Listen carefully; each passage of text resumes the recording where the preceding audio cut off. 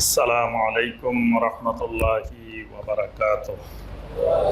আহলে বায়াতের মর্যাদাটা কি? আহলে বায়াতের শান, আহলে বায়াতের মর্যাদা সম্পর্কে আল্লাহ এবং আল্লাহ রাসূল সাল্লাল্লাহু আলাইহি ওয়াসাল্লাম কি বলছেন? আল্লাহ সুবহানাহু ওয়া তাআলা যে কথাটা বলছেন এটা আমরা একটু আগেই বলছি, সূরা আল আহজাবের 33 নম্বর আয়াত। এখানে আল্লাহ পাক সরাসরি আহলে বায়াতের কথা বলছেন। তাদের মর্যাদা, আল্লাহ পাক তাদের ব্যাপারে কি চান সেটা আল্লাহ পাক বর্ণনা করেছেন। এছাড়া সরাসরি কোরআনে কারিমে আর আহলে বায়াতের আলোচনা আসে নাই। তবে সূরা আশ-শূরার 33 নম্বর আয়াতে ইল্লাল মাওয়াদ্দাতা ফিল কুরবা কুল লা আসআলুকুম আলাইহি আজরান ইল্লাল মাওয়াদ্দাতা ফিল কুরবা, এটার ব্যাপারে কোন তাবেঈনে কেরাম সাঈদ ইবনে জুবাইর রাহিমাহুল্লাহ তিনি ব্যাখ্যা দিয়েছেন, এখানে আল্লাহ রাব্বুল আলামিন আহলে বায়াতের কথা বলছেন।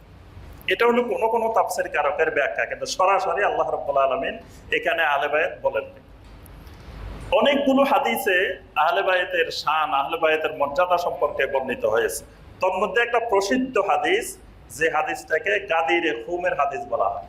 তবে গাদিরে খুমের এই হাদিসটি সহিহ আল বুখারী, সহিহ মুসলিমে এসেছে, কিন্তু আবার এটাকে শিয়া সম্প্রদায়ের অনেকগুলো হাদিসের গ্রন্থ আছে, কিন্তু সেই হাদিসের মধ্যে অনেকগুলো বাড়তি অংশ আছে যেগুলো এই আমাদের যে প্রসিদ্ধ হাদিসের গ্রন্থগুলো এগুলোর মধ্যে নাই। যায়েদ বিন আরকাম রাদিয়াল্লাহু তাআলা আনহু হাদিসটি বর্ণনা করেছেন। নবী সাল্লাল্লাহু আলাইহি ওয়াসাল্লাম বিদায় হজ থেকে আসার সময় খুম নামক একটা কূপের কাছে, এটা মক্কা এবং মদিনার মাঝখানে, নবী সাল্লাল্লাহু আলাইহি ওয়াসাল্লাম দাঁড়িয়ে একটা খুতবা দিলেন। এই খুতবার মধ্যে আল্লাহ রাসূল সাল্লাল্লাহু আলাইহি ওয়াসাল্লাম বললেন, আলা আইয়ুহান নাস ইন্নামা আনা বাশার, হে দুনিয়ার সকল মানুষ জেনে রাখো আমি একজন বাশার, আমি হলাম বাশার, আমি মানুষ। ইউশিকু আন ইয়াতিয়া রাসূলু রাব্বি, যে কোনো সময় আমার আশঙ্কা হচ্ছে আমার রবের দূত চলে আসতে পারে, আমার রবের রাসূল চলে আসতে পারে। রবের রাসূল জিবরিল আলাইহিস সালাম, জিবরিল আলাইহিস সালাম না, মালাকুল মাউত, মানে যে কোনো সময় আমার রবের রাসূল, মানে এখানে নবী সাল্লাল্লাহু আলাইহি ওয়াসাল্লাম মালাকুল মাউতকে বুঝিয়েছেন যে মালাকুল মাউত মৃত্যুর ফেরেশতা যে কোনো সময় আমার কাছে চলে আসতে পারে। ফাউজিবা, আসলে আমি সাড়া দিতে হবে, আমি সাড়া দেওয়া লাগবে, যে কোনো সময় আমার কাছে মৃত্যুর ফেরেশতা চলে আসতে পারে।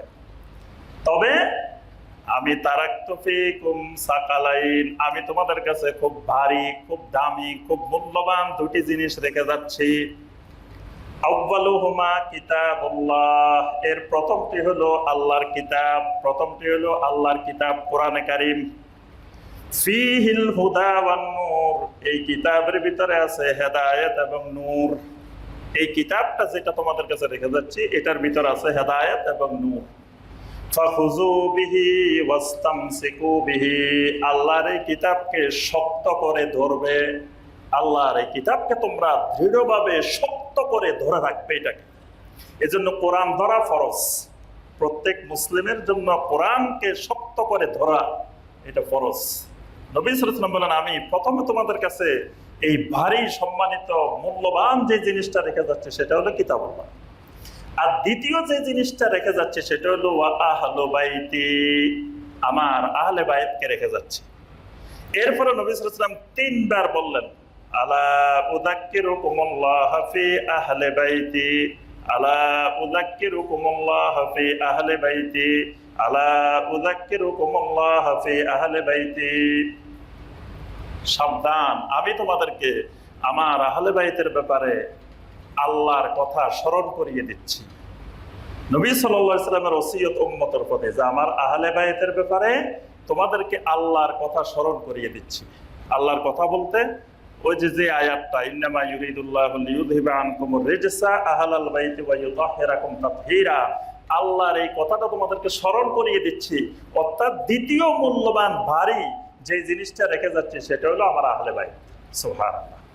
তাহলে এখানে আল্লাহ রাসূল সাল্লাল্লাহু আলাইহি ওয়াসাল্লাম স্পষ্টভাবে আহলে বাইতের মর্যাদা বর্ণনা করেছেন যে আমার আহলে বাইত, একটা কোরআন রেখে যাচ্ছে আর একটা আহলে বাইত রেখে যাচ্ছে। কারণ এই আহলে বাইতরা, আমার আহলে বাইত যারা থাকবে তারা কোরআনেরই ধারক বাহক হবে, তারা কোরআন থেকে বিচ্যুত হবে না।